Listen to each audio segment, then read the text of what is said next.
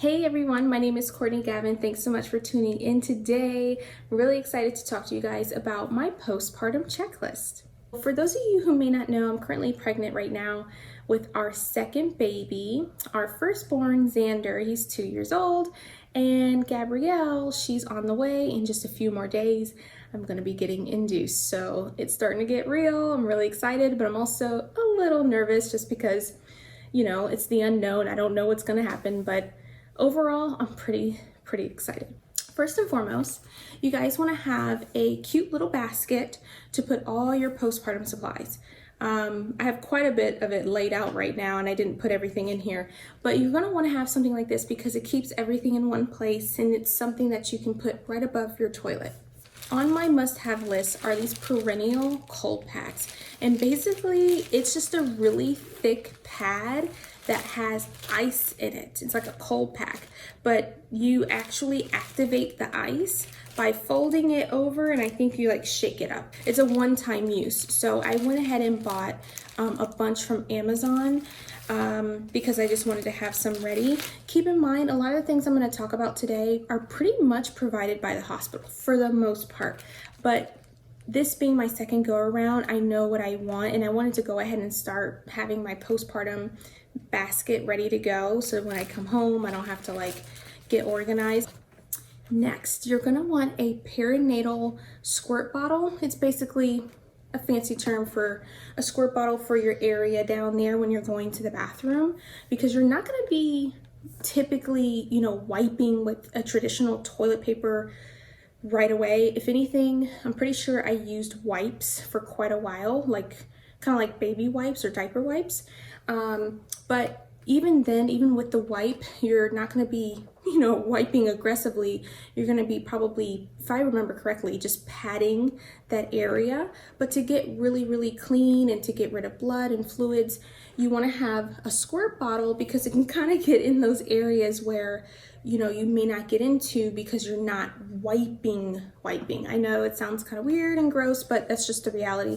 But this is really soothing. It's kind of like a water hose, but for, your area down there. I went ahead and got this one particularly from Amazon because I like the bottle shape, because it's meant to go upside down. Because I don't know about you, but I've had squirt bottles around the house or whatever, but they don't function right once you put them upside down. So the ones that the hospital will give you will be likely in a clear plastic bottle, and those work fine. But I wanted to try something different. This had great reviews, but again, I'll just link it below. It's up to you if you want to go and buy a new one.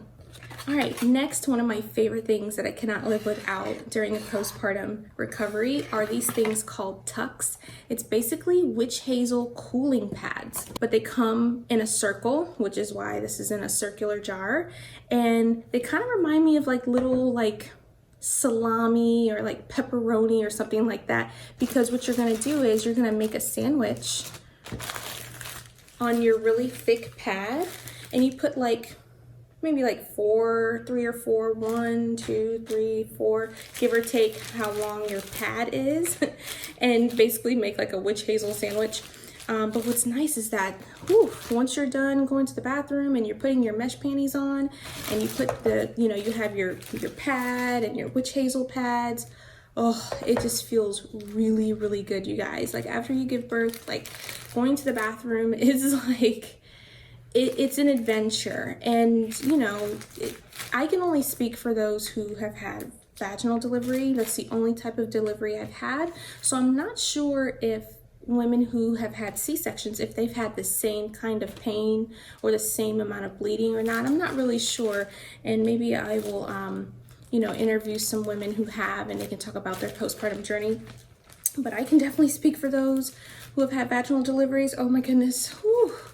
You're recovering, you've probably been stitched up, things like that. So you want something soothing and cooling to sit down on, and this makes a huge difference. So simple, but it's amazing. Next, you're gonna wanna have a stool softener. So newsflash, going number 2 may hurt for a little while. It might. When I went number 2 for the first time, it actually wasn't that bad. But you want to have a stool softener like this. This is basically Miralax. It's the powder version. I don't like taking pills, but you can take the pill or you can get a powder mix to put in your drink. It'll basically help you go to the bathroom so it's not as painful. And especially if you gave birth vaginally, like anything going on down there, oof, you know, it's going to be sensitive. So I highly recommend that. I also recommend a perennial spray. So once you're done cleaning and grooming yourself down there and wiping, and you have your pad and your sandwich ready to go with your witch hazel, this is basically a fancy dancy witch hazel spray bottle. I got one. It wasn't organic, it was like benzocaine from the hospital, and it helps kind of like numb the area and also helps with hemorrhoids. So witch hazel is known for helping with hemorrhoids, and pregnant women, and especially women who just gave birth, tend to have hemorrhoids. So again, it's just something that's very soothing that you can just top it off with. This one made by Earth Mama, which is a really great brand. They do organic ingredients and things like that. So if you want something that's, you know, chemical free, I highly recommend this. Or you can just get regular benzocaine, and I'll link it below as to what I had before. Your new best friend is gonna be the Depends. I know, crazy, right? I don't know about you, but whenever I thought of Depends, I always thought of, you know, older women, you know, adult diapers and things like that. But that's basically what it is. It's not for you to just go to the bathroom in, but basically once you run out of the mesh panties that the hospital gives you, I recommend just buying some Depends. It's basically disposable underwear that comes with a thick pad in it already. So it'll help, you know, if you have any leaky fluids, you know, blood and things like that, it's going to capture all of that. And it's just nice to just throw it away, put some new ones on, call it a day. Because those first couple weeks, you're not going to be wearing your regular underwear, more than likely not. Most women usually wear mesh panties or Depends. Now, when you start transitioning and wearing your regular underwear is up to you. It just depends on once you've recovered, once you're feeling great, totally up to you. I know for me, it took me a couple weeks to transition feeling comfortable, you know, wearing regular underwear. But not only that, I just didn't want to get my, you know, my underwear bloodied and, you know, all kinds of nasty fluids in there. I didn't want to destroy my underwear. So the Depends comes in handy because you can just buy them, throw them away once you're done, and it already comes with a pad in there. I will say the caveat is that they are a little pricey because they're basically diapers, so you have to kind of keep buying them.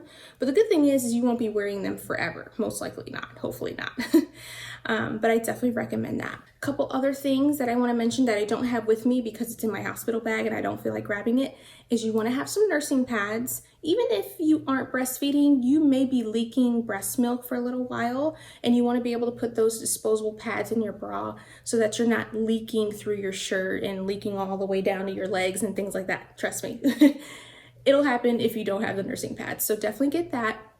If you are nursing or breastfeeding, you definitely want to have what they call lanolin cream or nipple cream, because you want to have something to kind of help recover your breasts after nursing. Because the truth is, nursing, it may not always be comfortable. They may like bite your nipple, you know, they may not latch right, and so your poor nipples are going to be so bruised up and hurting, and for some people they may even be cracked and bleeding. I know it sounds not so sexy and not so fun, but we have solutions. There is nipple cream out there to help heal the nipples once you have started nursing.